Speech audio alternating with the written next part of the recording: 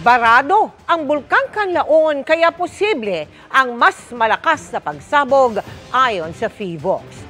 Posible rin sa evacuation centers na magpapasko ang mga nakatira sa 6-kilometer danger zone ng bulkan. Nakatutok si Eileen Pedreso ng GMA Regional TV. Ang pagputok diyan ng Bulkang Kanlaon nitong Lunes, posibleng masundan ng mas malakas pang pagsabog. Mismong Philippine Institute of Volcanology and Seismology o PHIVOLCS ang nagbabala ng posibilidad. Kaya pinaghahandaan ang mga lokal na pamahalaan na malapit sa bulkan. May bumara dun sa bulkan and then because of overpressure recession, sumabog. Kasi nga may nakabara, hindi makam. Now ngayon, ang mangyari niyan, kapag may nakabara, yung volcanic gases would be dissolved sa magma.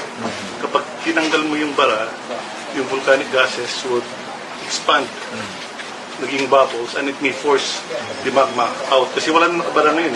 Bagamat di pa nangyayari, tuloy ang pagbuga ng Kanlaon na makapal na asupre. Pero may ilang pinayagan ng umuwi, tulad ng ilang taga-Lakasiliana sa Negros Occidental. Tito na nga maayo naman nga kaman sa imo kaugalingon nga balay. Kinanglan gid sa pamilya mo man nga ara ka man sa poder nila mo.